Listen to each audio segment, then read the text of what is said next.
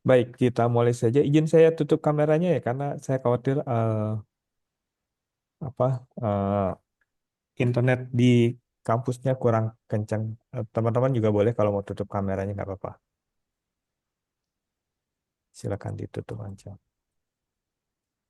Baik, kita mulai saja. Hari ini eh, kita akan diskusi tentang apa yang namanya hipotesis gitu ya. Hipotesis itu penting ya pada saat kita melakukan percobaan tuh selalu kita ingin ambil kesimpulan dalam tanda kutip hipotesis apa dari data yang kita peroleh gitu. Nah, hari ini kita akan diskusikan itu bagaimana membangun hipotesis, tolak ukurnya seperti apa, kemudian semuanya ini dilakukan dari sudut pandang statistik gitu. Jadi kita punya sekumpulan data dari hasil collecting data kita, kemudian dari situ nanti kita lakukan hipotesis terhadap data yang kita peroleh. Diskusinya saya bagi menjadi tiga bagian. Pertama, bagaimana saya menguji hipotesis saya benar atau tidak. Kemudian yang kedua ada istilah namanya null hipotesis.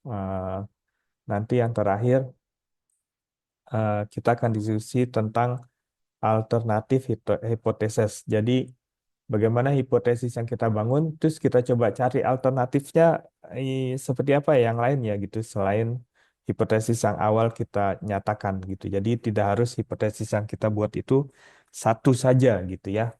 Nah itu tiga hal mudah-mudahan menjadi bekal kita ketika nanti kita sudah melakukan penelitian, kemudian di akhir kita harus merangkum hipotesis apa dari hasil penelitian itu yang harus kita sampaikan. Itu kira-kira goal kita hari ini. Baik, kita mulai saja. Eh,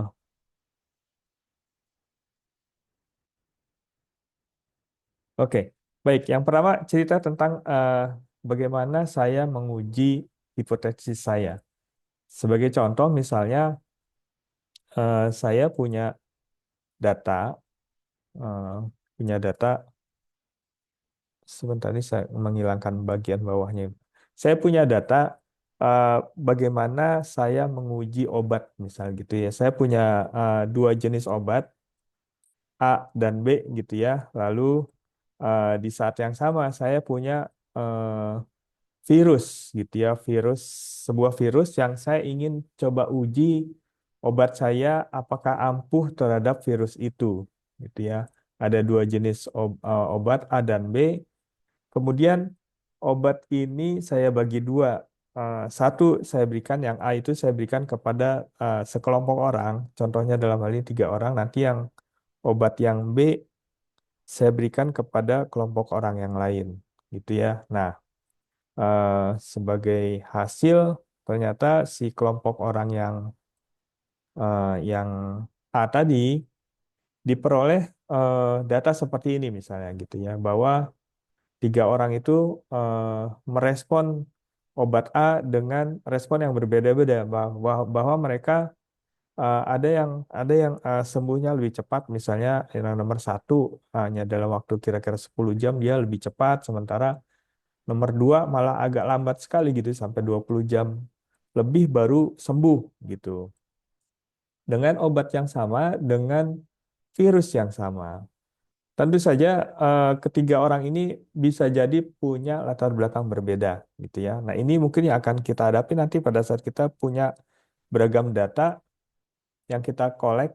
Tentu saja latar belakang data-data itu eh, jadi pertimbangan juga ya. Misalnya seperti contoh gambar ini, kita punya tiga orang yang memberikan data yang bisa jadi ketiga orang itu memiliki latar belakang yang berbeda sehingga hasil dari obat yang kita berikan ternyata beda-beda waktu recovery-nya gitu. Bisa jadi si orang satu itu memang orangnya sangat fit gitu ya, sangat sehat, rajin olahraga, tidak stres di kampus misalnya gitu, sehingga dia lebih cepat sembuh. Sementara si nomor dua kemungkinan eh, memang dari awal dia kurang sehat, lalu eh, jarang olahraga gitu ya, perilaku kesehatannya tidak baik dan seterusnya lah gitu. Saya itu yang akan membuat ternyata waktu recovery-nya beda.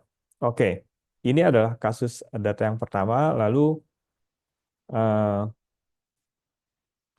saya ambil data berikutnya untuk obat yang B. Jadi yang obat yang B yang juga ingin diuji seberapa efektifnya obat B terhadap virus yang sama. Lalu eh, obat B ini diberikan pada 3 orang yang lain, gitu ya, yang merah misalnya gitu. 3 orang yang lain yang merah ini diperoleh hasil seperti ini gitu. Hasilnya hampir sebagian besar lebih lama daripada obat eh, yang biru, yang hijau tadi, yang A gitu ya. Eh, dengan masing-masing orang juga punya waktu recovery yang berbeda-beda. Sekali lagi, eh, ini juga bisa disebabkan oleh latar belakang yang berbeda-beda juga gitu ya.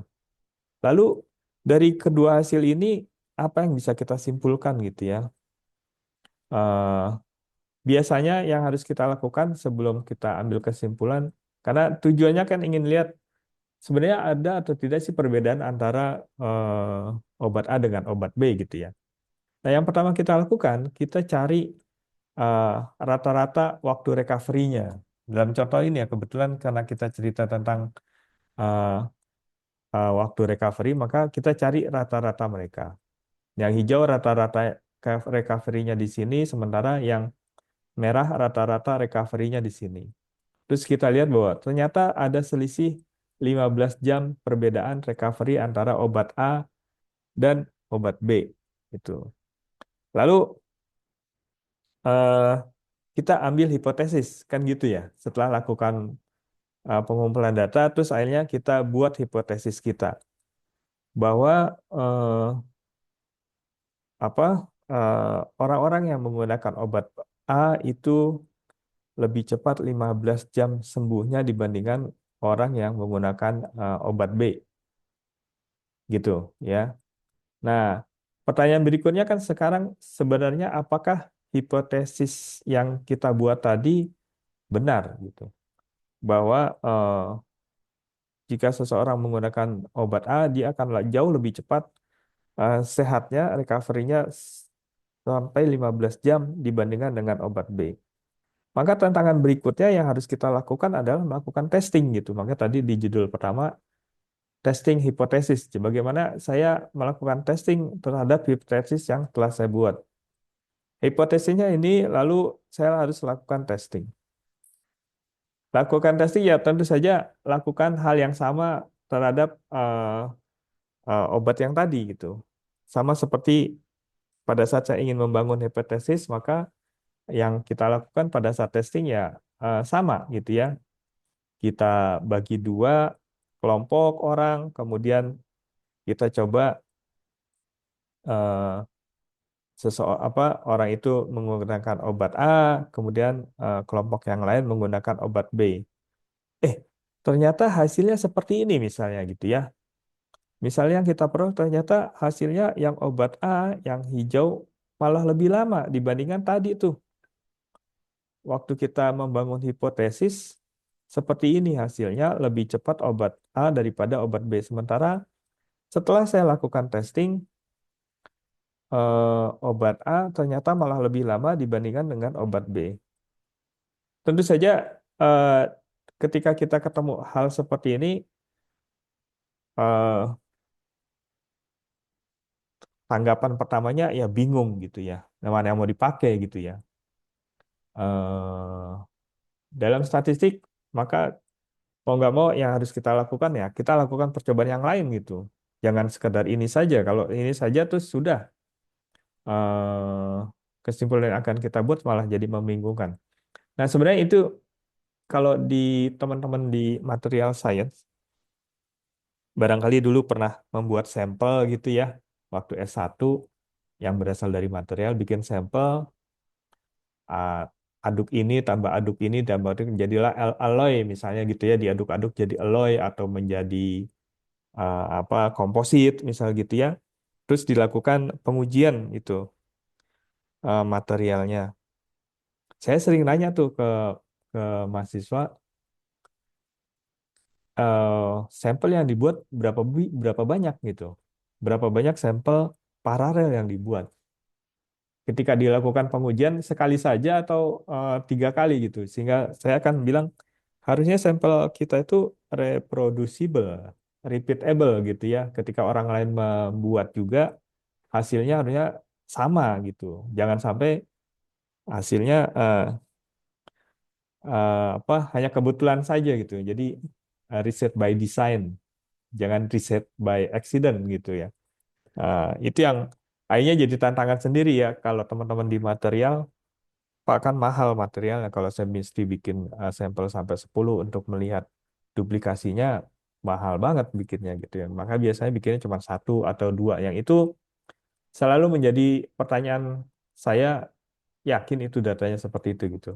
Apalagi terus dibandingkan dengan paper-paper orang lain yang sudah terbit ya. Ini kaitannya dengan ini tadi gitu. Ketika saya punya hasil sampling data, kemudian saya dapat hasilnya seperti ini, dilakukan hipotesis, kemudian saya uji sampling data yang lain, loh kok beda hasilnya gitu. Maka langkah berikutnya harus kita lakukan ya tambah lagi kalau gitu Pak testingnya gitu ya. Karena peluang tadi kesalahan yang kita peroleh itu bisa jadi kenapa hasilnya eh, berbeda ya, kenapa hasilnya seperti ini nih. Hijaunya malah lebih si obat A lebih lama daripada hipotesis yang awal gitu. Tentu saja peluangnya banyak gitu ya. Bisa jadi tergantung pada apa orangnya gitu. Apakah memang orangnya kondisinya sama. Bisa jadi ada yang lebih sehat, ada yang lebih apa rajin olahraga misalnya gitu ya. Sehingga eh, hasilnya jadi seperti itu. Eh,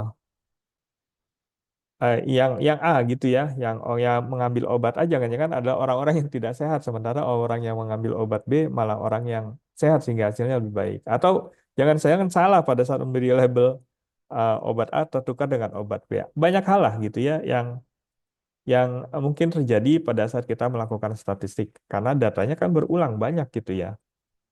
Maka yang kita lakukan kalau gitu diulang saja datanya. Akhirnya kita akan dapatkan data yang banyak seperti ini.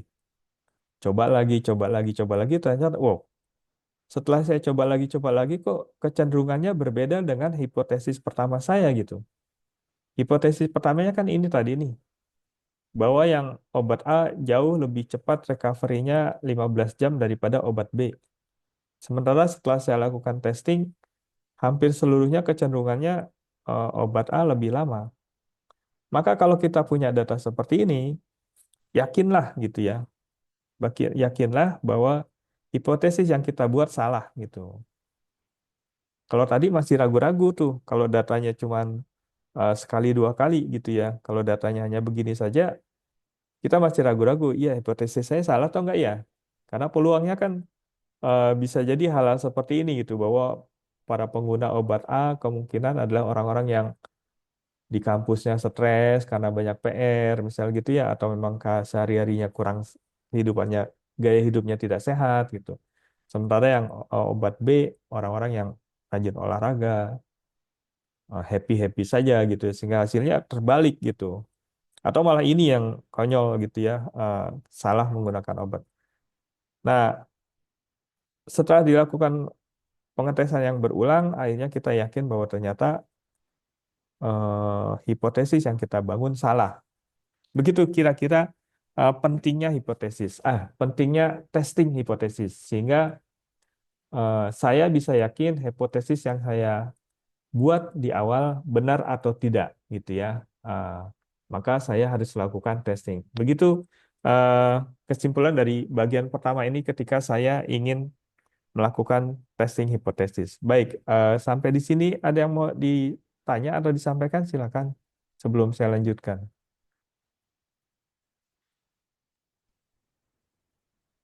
Mau tanya Pak, Ya, berarti silakan Pak. minimal testingnya kira-kira berapa kali ya Pak? Ya, betul. Kalau ya ada ada ada ininya ya, ada apanya? Kadang-kadang kita terbentur banyak faktor ya.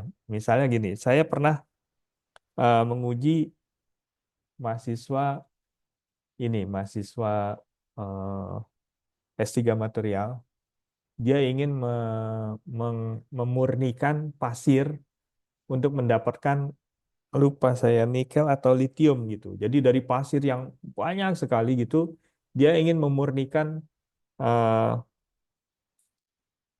litium misalnya gitu ya.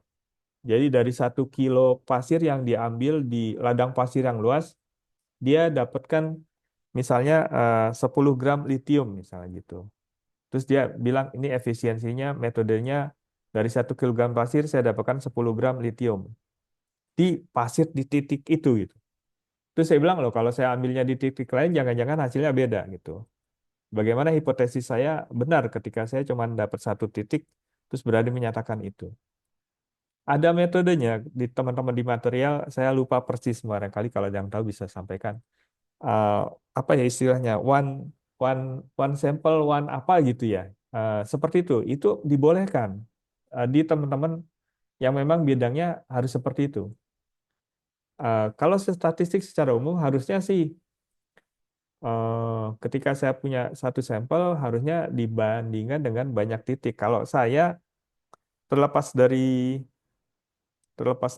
terlepas dari biaya gitu ya, mestinya sih paling nggak 10 misalnya gitu ya. Tidak ada aturan yang baku sih. Saya sampai sekarang juga belum tahu. eh, Sambil jalan nanti bisa dicari. Sebenarnya jumlah testingnya harusnya berapa. Tapi setidaknya jangan satu atau dua gitu sehingga hasilnya dominannya kelihatan gitu. Kalau seandainya testingnya satu atau dua tidak terlalu dominan, malah membuat bingung hasil. Jadi kalau pertanyaannya testingnya harus berapa, kalau saya boleh katakan normatif, ya buatlah testing yang menunjukkan bahwa ada yang dominan dari testing yang kita lakukan gitu. Jangan sampai dua atau tiga itu mungkin tidak terlihat dominannya. Kecuali dua atau tiga ternyata kecenderungannya sama dengan hipotesis, ya udah nggak apa-apa misal gitu ya. Gitu, Mas Alvin, mudah-mudahan menjawab. Terima kasih, Pak. Baik, ada lagi yang mau tanya? Oke, kalau tidak ada, kita lanjutkan ya. Jadi kita sudah tahu bahwa kita butuh testing gitu. Lalu sekarang kita lihat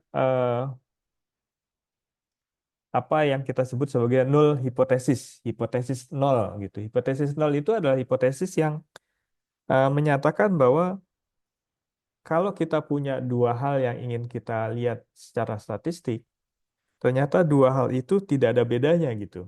Maka terus dibilangnya null hipotesis, bahwa dua hal itu sesuatu yang sama gitu ya, sesuatu yang sama yang eh, tidak bisa kita lihat perbedaannya. Nah, itu bilangnya null hipotesis gitu ya. Nah, null hipotesis itu seperti apa? Kita akan coba lihat ya, bagaimana si null hipotesis itu eh, konsepnya gitu ya. Baik, ini yang tadi ya. Sekarang kita sekarang punya obatnya, obat yang lain gitu. Jadi sekarang saya punya obat C dan D. Eh, Punya obat C dan D. Kemudian sama obat ini dipakai untuk apa mengobati seseorang yang sudah terkena virus gitu. Sudah terkena virus yang sama. Lalu ini adalah hasilnya. Ini adalah hasilnya, obat C dan D ternyata kelompok orang yang pertama itu akan lebih cepat sembuh dengan obat C. Sementara kelompok orang yang lain akan lebih lama sembuhnya dengan obat D. Dengan selisih kira-kira 13 jam seperti ini. Gitu. Hampir sama deh kayak tadi ya. Tadi ceritanya juga begitu. Eh, Selisihnya 13 jam. Lalu kita buat hipotesis nih. Hipotesis tentang obat C dan D. Katanya hipotesis saya mudahnya kita akan bilang bahwa obat C akan membutuhkan waktu recovery 13 jam lebih cepat daripada obat B, obat D gitu ya. Seperti itu hipotesisnya. Lalu langkah berikutnya kan yang harus kita lakukan adalah testing kan gitu ya. Langkah berikutnya yang harus kita lakukan adalah testing. Benar nggak ya apa si C itu 13 jam lebih cepat untuk recovery daripada eh, obat D. Testing deh. Testing hasilnya begini. Gitu. Eh, satu kali testing saya dapatkan bahwa selisihnya cuma 12 jam gitu. Testing yang lain selisihnya 13,5 jam. Yang perlu diingat adalah ininya ya tadi ya hipotesisnya bahwa obat C itu lebih cepat 13 jam dibandingkan obat D. Kemudian kalau kita testing lalu kita dapatkan hasilnya seperti ini, apa yang akan kita lakukan gitu? Apakah kita eh, akan reject hipotesis kita tadi yang ini yang menyatakan bahwa sebenarnya si C itu 13 jam lebih cepat dari D, tapi salah hipotesis itu karena tes yang kita lihat 12 jam kok gitu atau 13,5 jam kok gitu, bukan 13 jam. Ketika kita nyatakan dia adalah 13 jam kebetulan aja karena data yang kita pakai di awal untuk membangun hipotesis adalah ini. Coba kalau seandainya data yang kita bangun di awal untuk membangun hipotesis adalah data yang 12 jam, terus kita akan buat hipotesisnya obat C lebih cepat 12 jam daripada obat D. Kalau kita ketemu hal-hal seperti ini, sama seperti tadi, kalau tadi beneran di reject tuh ya, hipotesisnya beneran berbeda antara testing dengan hipotesis. Kalau ini kan kecenderungannya sama gitu antara testing dengan hipotesis. Ya, walaupun kalau kita lihat lebih baik lagi sebenarnya hipotesisnya benar nggak ya kalau kita nyatakan bahwa obat C 13 jam lebih cepat dari obat D. Kalau seandainya testingnya hasilnya seperti ini, sementara hipotesisnya D, maka dengan latar belakang yang eh, belum jelas gitu ya bagaimana kondisi orangnya misalnya gitu ya, maka disarankan katanya ya kita eh, menerima hipotesis ini gitu. Toh saya nggak tahu ya apa yang terjadi dengan data-data orang ini gitu. Kalau seandainya kita mau reject, kita juga nggak yakin banget bahwa hipotesis ini eh, salah kalau seandainya berdasarkan data testingnya gitu ya. Nggak yakin. Sementara di sisi lain, data ini juga eh, kurang menunjukkan bahwa data testingnya ya kurang menunjukkan bahwa hipotesisnya harus di reject. Maka disarankan yang terbaik karena ada kecenderungan yang mirip seperti ini, yang kita bisa katakan adalah bahwa kita eh, tidak bisa mereject hipotesis ini. Jadi hipotesis bahwa obat C 13 jam lebih bagus lebih cepat recovery-nya daripada obat D bisa diterima dalam hal ini. Begitu ya. Kalau seandainya recovery kita seperti itu. Jadi kalau boleh dibuat summary-nya tentang testing gitu ya. Eh, Kalau seandainya saya punya hipotesis dari data ini kita punya hipotesis ini misal gitu ya bahwa obat AAC itu lebih lebih bagus 13 jam daripada obat eh, D, lalu kita lakukan kita lakukan testing. Kalau hasilnya seperti ini maka kita boleh mereject hipotesis dia karena jelas berbeda gitu ya. Karena antara testing dengan hipotesisnya jelas berbeda. Tapi kalau seandainya datanya mirip-mirip seperti ini, terus kita tidak juga yakin untuk merejectnya, maka mau nggak mau kita bisa menerima hipotesis seperti ini gitu ya. Ada trennya lah. Terus oke lah hipotesis seperti ini bisa kita terima. Begitu kira-kira bagaimana kita membangun hipotesis. Ya, jadi yang harus kita lakukan adalah testing, gitu ya.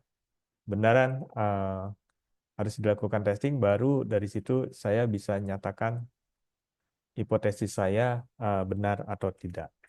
Baik, sampai di sini ada mau tanya sebelum kita masuk ke nol eh, hipotesisnya. Tidak ada ya? Oke. Baik, sekarang kita lihat apa yang dimaksud dengan nol hipotesis.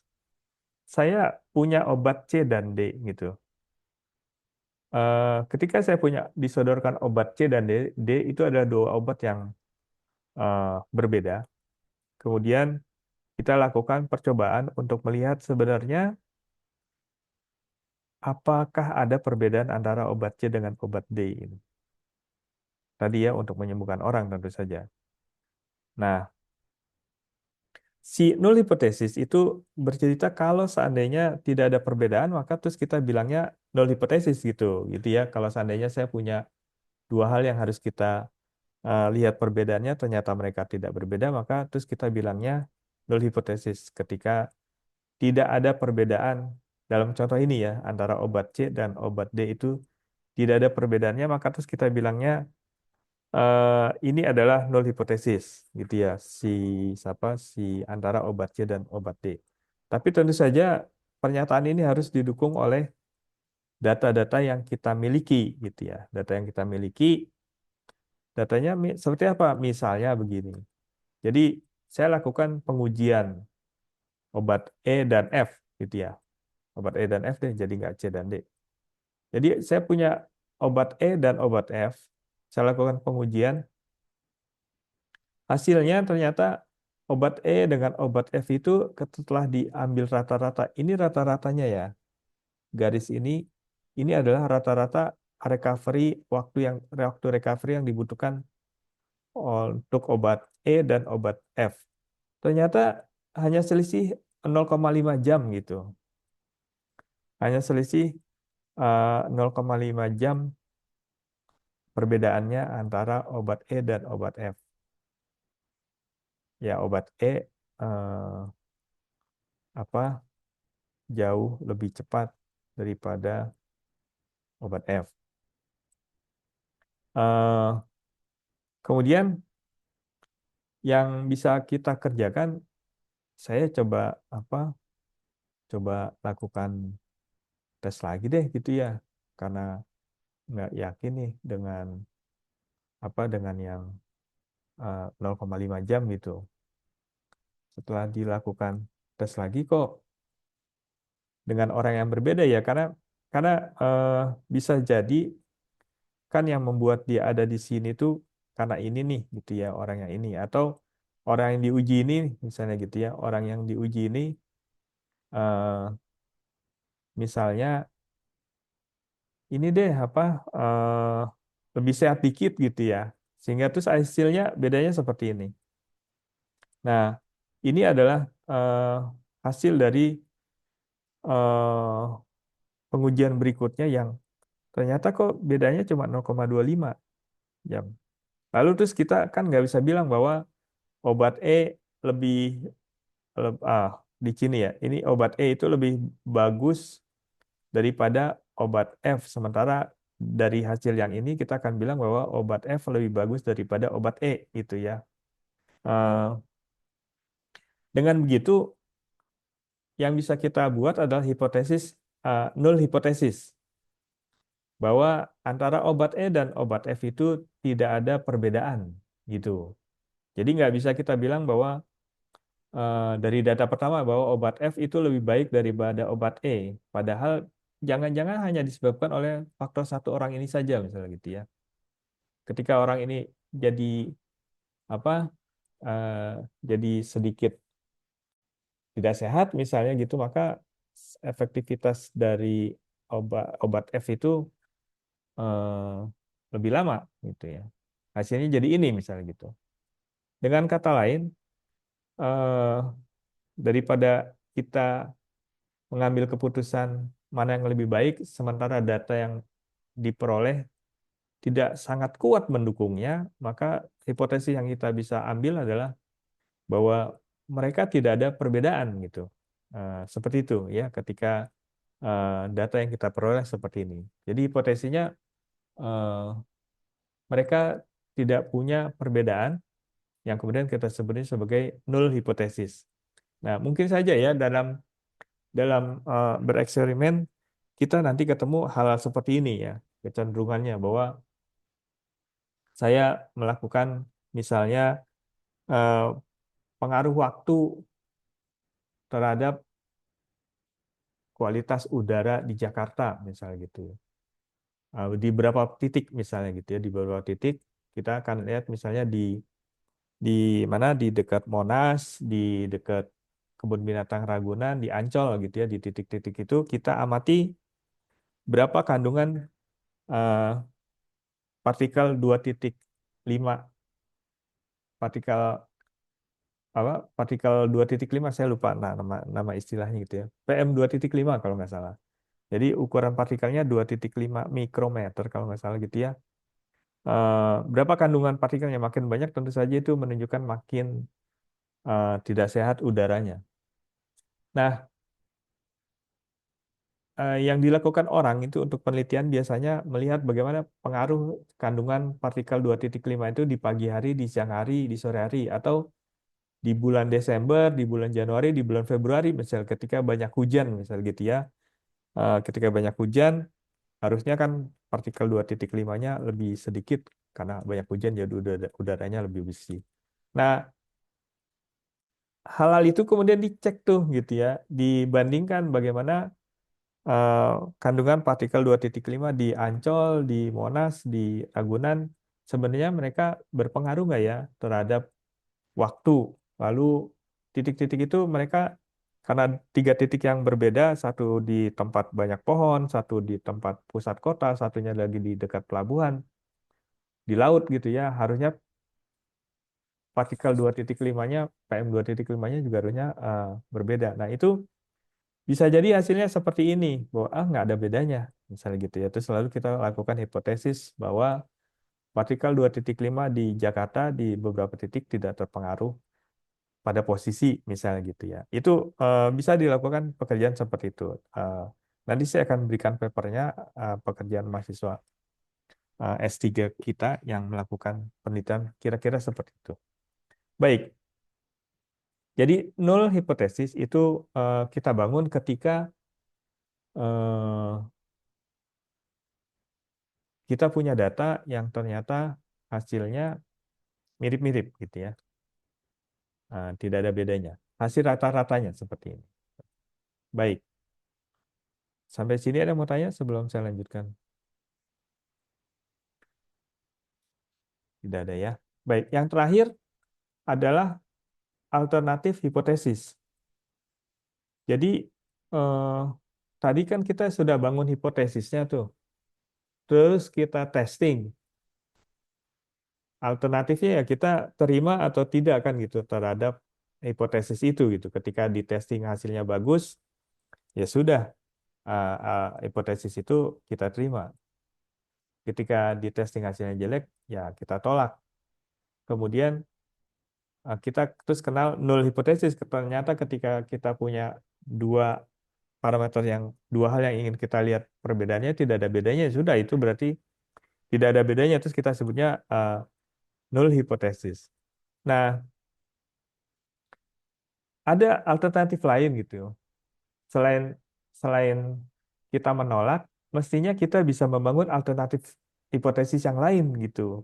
Jangan sekedar menolak saja atau si null hipotesis terus kita tolak saja daripada tolak saja mendingan coba deh dicari alternatif hipotesisnya yang lain gitu ya daripada sekedar menolak. Nah, bagaimana membangun alternatif hipotesis sekarang kita akan lihat gitu. Oke ya. Jadi kembali lagi ke obat tadi gitu. Sekarang saya punya obat C dan D untuk melihat seberapa efektifnya dia untuk menyembuhkan penyakit karena virus ya, samalah seperti tadi eh, apa eh, seberapa waktu recovery-nya itu. Hasilnya ini nih gitu. Hasilnya ini eh, datanya gitu ya bahwa obat C jauh lebih cepat daripada obat D. Lalu si tugas kita sebenarnya adalah apakah kita ingin menolak atau menerima hipotesis dalam contoh ini adalah hipotesis eh, nol hipotesis dari obat C dan D gitu ya. Karena obat C dan D datanya seperti itu, terus kita mau eh, terima atau tolak ya. Kalau seandainya saya punya data seperti ini, eh, hipotesisnya terus dia bilang bahwa tidak ada perbedaan antara obat C dan D, terus kita mau tolak atau terima. Ujuk-ujuk. Daripada menolak, kenapa nggak kita coba alternatif lain gitu. Alternatif hipotesis yang lain kan gitu ya. Nah, maka yang harus kita lakukan adalah setelah dapat data tadi tuh data hasil dari percobaan untuk membangun hipotesis, maka yang kita lakukan adalah melakukan statistical test katanya si testing tadi gitu ya. Dari statistical test ini harapannya nanti kita bisa ambil kesimpulan eh, di akhir kita akan tolak atau terima nol hipotesisnya yang tadi yang menyatakan bahwa obat C dan obat D sama. Nah, untuk melakukan statistical test, saya butuh tiga hal. Yang pertama, saya butuh data. Iya, tentu saja gitu ya. Namanya statistik.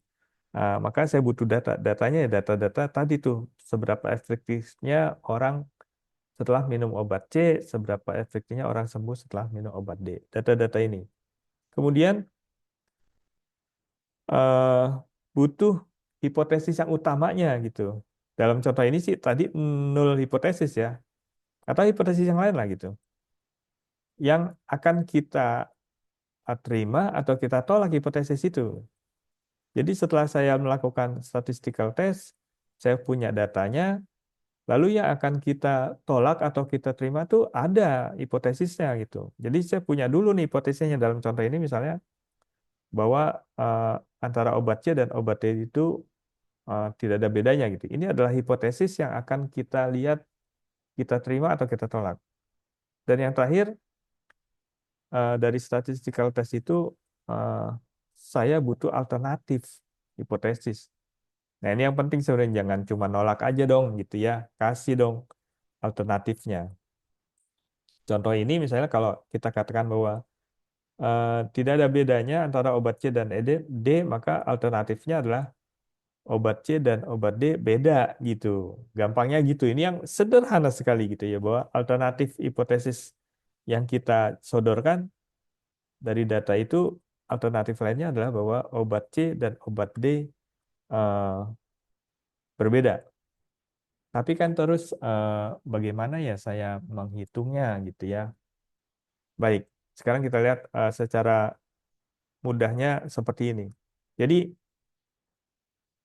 eh, kalau seandainya kita punya nol hipotesis, maka alternatif hipotesisnya yang paling gampang adalah lawannya dari nol hipotesis. Nol hipotesisnya mengatakan bahwa tidak ada perbedaan antara obat C dan obat D, maka alternatif hipotesisnya ada perbedaan waktu recovery antara obat C dan obat D. Gampangnya seperti itu. Nah, kita lihat lebih detailnya ya. Apakah seperti itu? Nah, gini, bagaimana mendapatkannya? Jadi, kan kita punya data ini ya tadi. eh, Data eh, time recovery-nya. Ini obat C, ini obat D. Lalu kita cari mean value dari mereka. Mereka nih, karena ini cerita tentang nol hipotesis, maka kan mean value-nya harusnya satu gitu. Jadi mean value-nya dari obat C dan obat D. Ini dia misalnya gitu. Ini adalah mean value eh, waktu recovery obat C dan obat D di sini. Setelah itu diukur tuh, diukur rata-rata, bukan rata-rata, diukur jarak waktu recovery terhadap mean value-nya. Jadi misalnya si data yang merah ini, mean, mean value-nya kan ini nih. Maka jaraknya dia terhadap mean value adalah ini. Gitu. Terus data yang ini, jaraknya dia terhadap mean value yang ini. Begitu juga yang hijau yang bawah, data jaraknya dia terhadap mean value berarti yang ini. Nah, itu diukur tuh kemudian dijumlahkan gitu. Jumlahkan. Di saat yang sama, kita bandingkan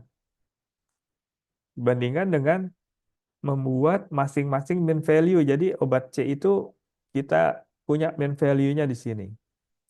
Obat D kita punya mean value-nya di sini. Nah, ini nanti sebenarnya cerita lebih jauhnya tentang machine learning kita akan bicara tentang clustering gitu ya. Ketika data-data ini berkelompok terus rata-ratanya ada di mana. Jadi eh, ini adalah mean value-nya obat C. Ini adalah mean value-nya obat D gitu. Lalu yang obat C sendiri dihitung jarak antara eh, time recovery-nya terhadap rata-rata obat C. Jadi contohnya ini, yang hijau ini jaraknya terhadap mean value C yang ini. Nanti yang data yang ini terhadap mean value-nya ini. Begitu ya. Begitu pula yang siapa yang obat yang D. Nah, jarak antara mereka kemudian dihitung gitu ya, jarak rata-ratanya. Baik, setelah jarak rata-ratanya dihitung, sebenarnya itu punya makna gitu ya. Jarak rata-rata tadi itu yang yang eh, yang ini yang pertama ketika saya punya satu mean value saja, kemudian saya hitung jarak-jarak rata-ratanya, itu sebenarnya menunjukkan eh, null hipotesis gitu. Kalau jaraknya kecil, jumlahnya kecil, angkanya gitu, jaraknya kecil-kecil, maka kan kita akan katakan bahwa si merah dengan si hijau itu dempet-dempet di sekitar mean value gitu. Kalau mereka dempet-dempet, maka terus kita akan katakan hipotesisnya bahwa obat C dengan obat D tidak ada bedanya, terus no difference kan gitu. Begitu ya. Jadi jarak terhadap rata-rata yang tunggal tadi itu menunjukkan representasi dari null hipotesis. Sementara kebalikannya, jarak rata-rata antara eh, mean value dengan titik-titik yang ini nih, juga dengan yang ini yang kita pisah yang sendiri-sendiri, itu menunjukkan eh, representasi dari perbedaan mereka gitu. Perbedaan antara obat C dan obat D. Jadi kalau ini dengan ini nilainya berbeda, maka terus kita katakan ya obat C dan obat D berbeda. Gitu ya. Jadi kalau ininya kecil-kecil gitu, ini juga kecil-kecil, maka kan jaraknya beda antara dia dengan dia. Sama deh, kalau ini jarak yang garis putus-putus ini pendek-pendek, berarti datanya tuh dekat-dekat di garis merah yang ini gitu ya. Sehingga ini no difference, null value, null hipotesis. Sementara kalau yang ini yang kanan, garis biru yang putus-putusnya ini dempet-dempet di sini, sementara yang ini juga dempet-dempet di yang atas, maka mereka kan mengelompok pisah jauh gitu loh. Pisah jauh berkelompok dan itu berarti mereka berbeda antara C dan D gitu ya. Jadi yang dihitung adalah eh, selisih data yang kita peroleh terhadap mean value tunggal dan mean value masing-masing. Tinggal dia lihat saja siapa yang lebih kecil gitu ya. Jadi kalau seandainya eh, kan dia dihitung nih, kalau seandainya jarak ini lebih pendek, jadi jarak ini lebih pendek, lebih yang garis putus-putus biru ini lebih pendek. Dengan kata lain, titik-titik merah ini akan berkumpul di sini gitu. Juga jarak yang ini lebih pendek berarti titik-titik biru akan lebih banyak kumpul di sini. Sehingga kelompok hijau dengan kelompok biru kan berkelompok masing sendiri-sendiri gitu. Eh, Dibandingkan dengan jarak ini misalnya gitu ya. Maka terus kita akan katakan bahwa hipotesisnya adalah bukan null hipotesis. Hipotesisnya adalah mereka ada perbedaan gitu dibandingkan dengan ini. Gitu ya, mudah-mudahan bisa diterima. Eh, Tentu saja pada pekerjaannya nanti kita harus melibatkan selain statistik bisa jadi kita melibatkan machine learning, deep learning untuk mengelompokkan data-data yang kita peroleh. Istilahnya clustering barangkali kalau kuliah data science dengan Pak Adi pernah disinggung-singgung tentang clustering gitu. Maka ini berklaster sendiri nih si hijau di sini, si merah berklaster sendiri sehingga terus mereka beneran terpisah. Maka terus hipotesisnya eh, bukan nol hipotesis. Hipotesisnya mereka punya perbedaan. Ya. Sehingga terus kalau datanya seperti ini kita bisa simpulkan bahwa kita harus menolak nol hipotesis yang tadi. Begitu. Sampai di sini ada yang mau tanya sebelum saya lanjutkan? Tidak ada? Baik, kalau tidak ada, saya lanjutkan ya.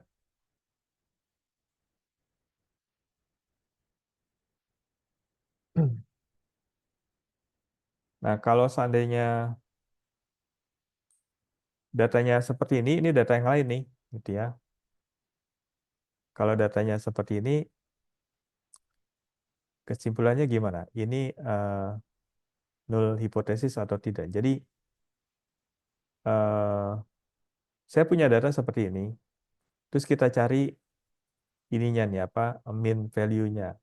Terus diukur deh tuh jarak semua data terhadap mean value, dapat ini. Terus sama deh seperti ada tadi ya, saya harus cari alternatif. Mereka null hipotesis nggak sih gitu ya? Oke, saya bagi dua. Yang hijau saya punya rata-ratanya di sini, yang merah rata-rata di sini terus dihitung. Dihitung apa eh, selisih mean value terhadap masing-masing data. Selisih mean value terhadap masing-masing data. Sudah kelihatan ya, kayaknya sih nggak ada bedanya gitu ya. Kalau mau kita bilang kita menolak null hipotesis karena ada nih bedanya dikit gitu. Tapi kayaknya nggak ada beda. Jangan-jangan hanya disebabkan oleh satu orang ini saja misal gitu loh. Kenapa si mean value ini ada di atas hanya gara-gara dia nih gitu. Si siapa si apa ya data ini dalam contoh ini si orang tadi yang kita berikan obat. Kalau dia mau olahraga dikit aja, jangan-jangan ini turun sedikit ke bawah gitu ya. Misalnya gitu ya. Kalau seandainya itu eh, datanya saya rubah dikit ya, dia mau olahraga dikit aja, maka dia jadi di sini posisinya tuh yang tadi tuh gitu.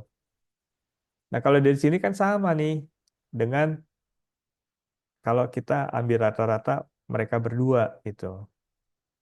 Kalau begini kan terus kita akan katakan, "Ah, kalau gitu eh, saya boleh dong nyatakan bahwa data yang kita peroleh hipotesisnya adalah eh, no difference gitu. Karena ya tadi ketika saya coba pisahkan hasilnya mirip kok. Eh, Walaupun awalnya beda dikit gitu, yang ini ada beda dikit, tapi hanya oleh sebab satu orang gitu. Kalau seandainya orang itu memperbaiki diri, ternyata hasilnya sama. Terus ini kita boleh kita simpulkan bahwa oke kalau gitu saya data ini boleh katakan ini hipotesisnya adalah nol hipotesis, artinya mereka tidak punya perbedaan. Nah, cerita ini mudah-mudahan menjadi inspirasi ya pada kita bahwa saat kita punya data yang banyak, outlier-outlier ini kadang-kadang mengganggu gitu ya. Ini kan outlier nih. Eh, Apakah masih dibutuhkan data dia gitu ya? Ketika jangan-jangan mungkin ada di sini misalnya gitu titiknya, jauh gitu di atas, yang kita sebutnya sebagai outlier, kan sangat mengganggu. Kalau ada outlier di sini, dia nih misalnya ada di sini, kan ini jadi naik ke atas gitu. Yang itu bisa jadi cuman sekedar anomali aja yang yang datanya menurut menurut kita nggak dipakai nggak apa-apa. Data itu terjadi misalnya ketika mengambil data listriknya sedang mati misalnya gitu ya. Ada di tempat itu eh, sedang ada hujan badai misalnya gitu ya. Atau di lingkungan di situ ada tiba-tiba ada binatang yang merusak eh, posisi sensornya misalnya sebentar gitu ya. Nah, data-data outlier itu harusnya kita buang gitu. Sehingga akan memperbaiki statistik distribusi data kita, gitu ya. Nah, ini nih contoh seperti ini yang jangan-jangan ini outlier gitu ya. Seperti itu. Jadi ini kebetulan aja contohnya tiga data bisa jadi datanya 1.000 tapi terus ada 50 data yang outlier gitu, jauh-jauh di atas sini gitu atau jauh-jauh di bawah sini. Itu ya, jauh-jauh di atas. Di sini yang 900 sebagian dekat-dekat ke sini tiba-tiba ada sekitar 50 100 data ada di sini gitu. Yang jangan-jangan itu hanya outlier yang bisa kita singkirkan gitu ya. Nah, itu yang kemudian juga jadi diskusi tersendiri tuh bagaimana saya merapikan data untuk menghilangkan outlier sehingga ketika kita membangun hipotesis yakin gitu hipotesis yang kita buat karena didukung oleh data yang kita miliki. Gitu ya. Jadi ini eh, di halaman ini akhirnya kita boleh katakan oke kalau gitu kalau datanya seperti ini saya yakin bahwa dia adalah null hipotesis, tidak ada perbedaan antara obat C dan obat D. Baik, sampai di sini mau tanya sebelum saya lanjutkan. Baik ya. Apa yang sudah kita diskusikan tadi hanya punya dua alternatif dari dua grup data. Null hipotesis ketika C dan D tidak ada perbedaan atau alternatifnya adalah ada perbedaan gitu. Dua gitu saja gitu ya. Antara C dan D gitu. Karena data kita hanya dua grup data. Pada kenyataannya jangan-jangan clustering kita datanya lebih dari dua gitu. Apa yang harus kita lakukan, Pak? Nah, menarik nih kalau datanya lebih dari dua. Misalnya gini kan. Obatnya adalah C, D, dan E gitu. Banyak nih obatnya. Terus kita mau kelompokannya gimana? Kalau mau kita bilang no difference gitu ya, jelas banget ini difference di sini nih gitu.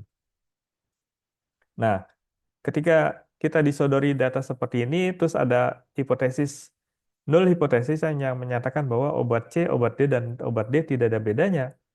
Terus kan kita akan tolak gitu ya. Terus kita tolak, lalu alternatifnya apa kan? Orang juga nolak-nolak aja nggak kasih alternatif gitu. Alternatifnya apa kalau seandainya seperti itu? Ya, alternatifnya yang pertama yang harus kita lakukan ya ukur dulu ininya nih apa mean value-nya gitu ya dari ketiga grup data tadi ukur deh mean value-nya apa iya dia pantas berhak dinyatakan hipotesisnya tidak ada perbedaan antara obat C, D, dan E. Ukur sama tuh sama tadi tuh ukur mean value-nya dapat di sini kemudian ukur jarak semua data terhadap mean value. Sudah ukur lalu tentu saja kita harus bandingkan dengan alternatifnya. Alternatifnya saya punya ini kan gitu. Alternatifnya saya punya mean value masing-masing kelompok. Kemudian diukur sama berapa jarak masing-masing data terhadap mean value. Lalu dari sini terus kita katakan bahwa obat C, obat D, dan obat D semuanya beda gitu. Ini alternatif hipotesisnya. Kalau tadi hipotesis yang pertama menyatakan bahwa tidak ada perbedaan antara obat C, obat D, dan obat D, maka alternatif hipotesis yang kita sodorkan setelah kita menghitung mean value masing-masing, lalu diukur jaraknya, ternyata beda. Terus kita karena apa obat C, obat D, dan obat D beda. Tapi apakah ada alternatif hipotesis yang lain gitu? Kayaknya ini bisa dikelompokkan nih yang ini gitu, gitu ya. Sepertinya ini bisa nih jadikan satu daripada C, D, dan E beda. Kenapa nggak C dan D sama E beda misal gitu? Begini jadinya. Hipotesisnya bahwa C dan D ya bisa kita cari mean value-nya, kemudian kita bisa ukur hitung rata-ratanya mean value-nya terhadap jarak masing-masing data terhadap mean value, lalu mean value kelompok yang lain kita bisa ukur juga. Sehingga terus kita katakan, oke, C dan D sama, E beda gitu. Gitu ya. Jadi eh, membangun hipotesis itu tentu saja harusnya didukung oleh eh, data gitu. Jadi nggak bisa kita sekedar menyatakan kemudian tidak ada data yang mendukung.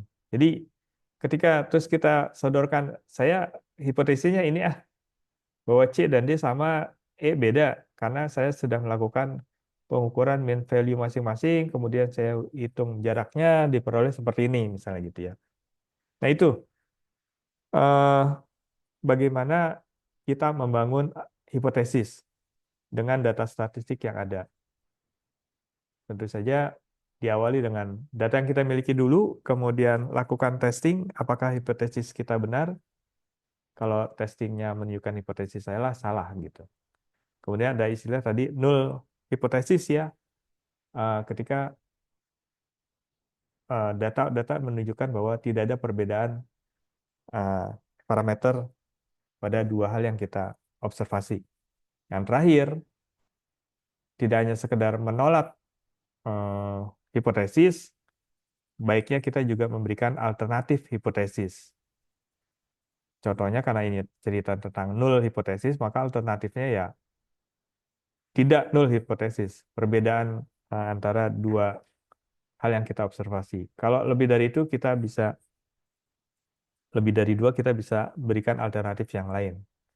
Caranya menghitung antara nilai mean value terhadap data masing-masing dalam sebuah klaster gitu ya. Ini klaster sendiri, ini klaster sendiri, lalu dicari mean value dan dihitung jarak terhadap mean value-nya dari masing-masing data, titik data.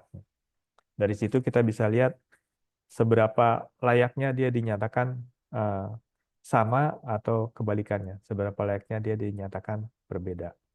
Baik, sepertinya ini halaman terakhir. Ada yang mau disampaikan? Tidak ada. Jadi kita sudah bisa membuat itu ya. Nah, ada sedikit eh, PR. eh, jadi setelah setelah apa? Setelah melakukan data statistik ini, biasanya terus orang ingin lihat seberapa kuat korelasi masing-masing parameter itu. Nah, itu dinyatakan oleh Pearson correlation gitu ya. Jadi tolong eh, eh, apa menjadi PR untuk pekan depan buat summary tentang Pearson correlation gitu. Jadi summary-nya apa sih tentang Pearson correlation, plus nanti saya akan berikan satu paper. eh, Coba disampaikan paper itu juga gitu ya, paper tentang pekerjaan meneliti PM2.5 tadi.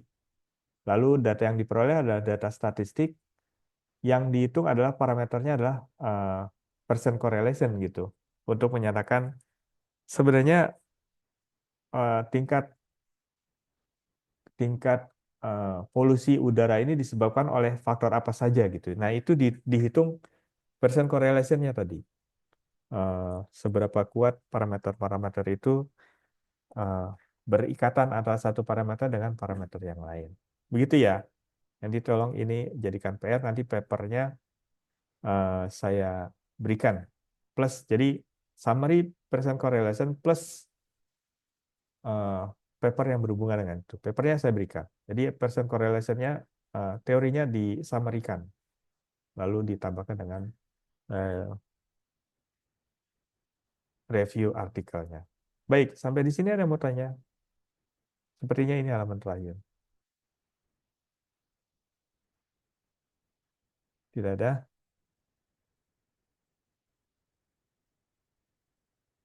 Ya, begitulah kalau kuliah online ya. Makanya nggak enak kuliah online. Oke, baik, nggak apa-apa ya. Eh, Kuliahnya saya cukupkan sampai di sini. Minggu depan itu minggunya UTS ya kalau nggak salah. Sebentar saya tutup dulu ya. Ada yang mau ditanya sebelum saya tutup? Maksudnya saya UTS stop. 21 Pak. Kalau di yang waktu itu di share. Oh,